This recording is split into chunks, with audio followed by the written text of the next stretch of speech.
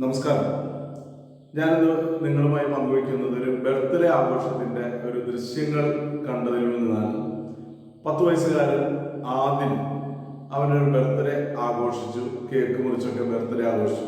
പക്ഷെ അത് സ്വന്തം ബർത്ത്ഡേ അല്ലായിരുന്നു, അവന് ഏറ്റവും പ്രിയപ്പെട്ട ചിക്കിയുടെ ബർത്ത്ഡേ ആയിരുന്നു.